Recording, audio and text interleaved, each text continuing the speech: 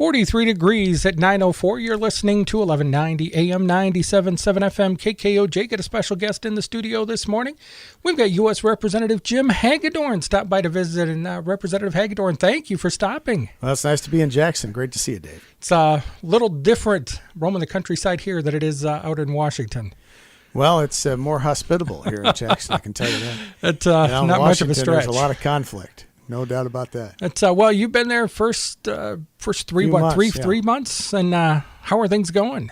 Well, pretty good from our standpoint. I mean, we're selected to serve on the Agriculture Committee, which is important for this district. So we're excited about driving down the cost of farming and sustaining farmers when times are tough with the Farm Bill, and moving our trade forward. We can maybe talk about that hopefully today. But so we're excited about that. We've cast some key votes to reflect, I think, the views and values of Southern Minnesotans who are predominantly conservative folks.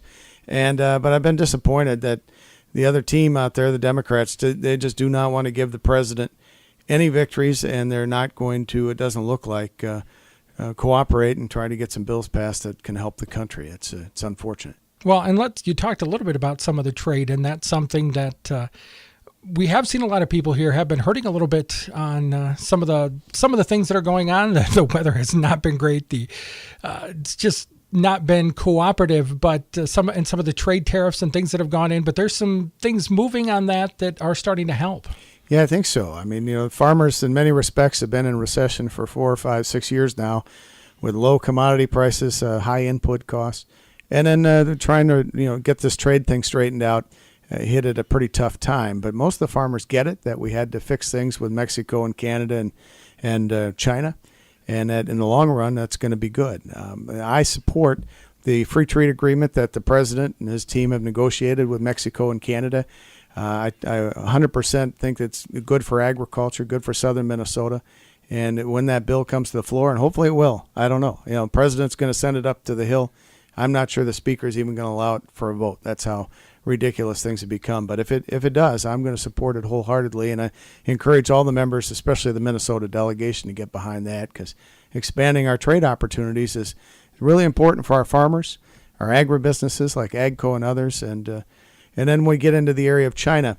The president was in Minnesota last week. I happened to share a ride from the airport to the event with him, they call it the Beast, the limousine, and I said to the president, the farmers, the people have been with you, but they need some progress on the China deal. And he said that in the next few weeks he expected progress. So the president gets it, that expanding our trade opportunities is critically important to make sure that we have stable and hopefully upwardly trending commodity prices, and that we can sustain rural America. And that's what we're all about. And I'm going to shift gears here a little bit. Sure. Took part in your first session as in Congress. Something started by, I think it was Al Franken, the senator, started at this hot dish contest. The hot dish contest. And I understand you had something to do.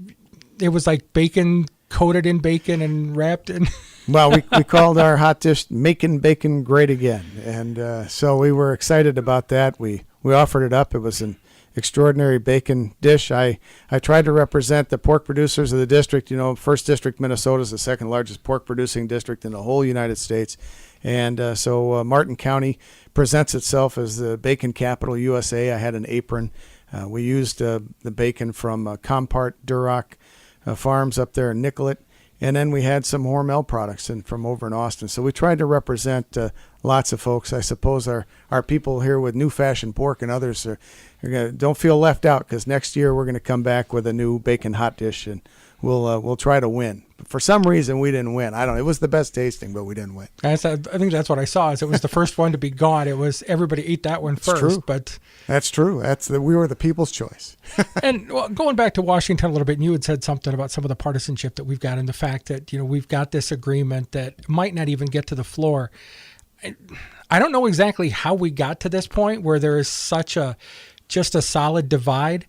How do we work through this? How do we actually get stuff accomplished? I don't know. You would think that we could come to some agreement on some basic principles. I mean, we used to all agree that the border needed to be secure, and we have to have physical structures to do that. Now the Democrats fight the president tooth and nail on all of those things. I support an initiative he just came out with yesterday to make sure that people who overstay visas are sent out of the country. I mean, on 9/11, we had people that overstayed visas. That didn't go so well.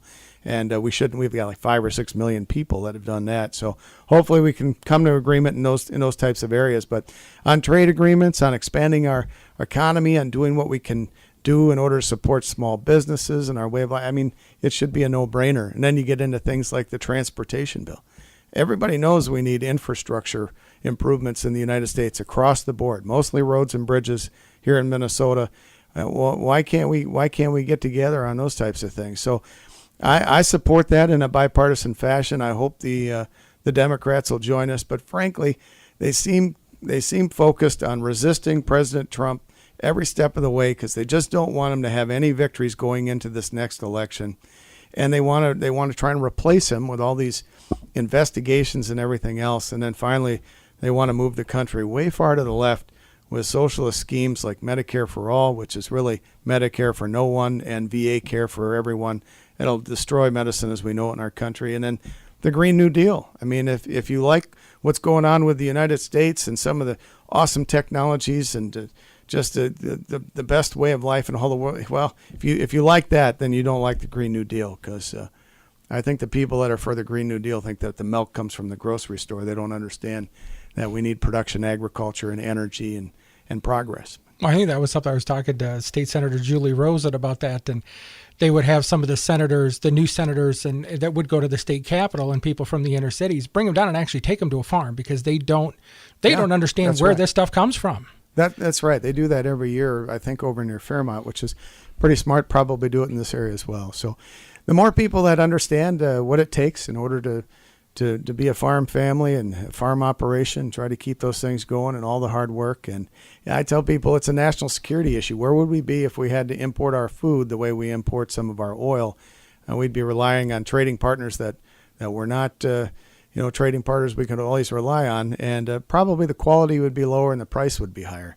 But every day Americans go to sleep. They sleep sound knowing that the next day they don't have to worry about what's going to be in the grocery store, that we're going to have choices, we're going to have good, nutritious food. And really, this is the greatest country in the world for many reasons. It's mostly because of the ingenuity of the American people, all the innovation, the freedoms that we have, and then the hard work of people like our farmers, and we appreciate them. Well, we've been visiting with the U.S. Representative Jim Hagedorn. I know you're busy, and I know you've got other places you're trying to get to today, but really appreciate the fact that you're staying in contact and letting us know what's going on, and really appreciate you stopping by. Oh, I love stopping in. It's great to be in Jackson County today.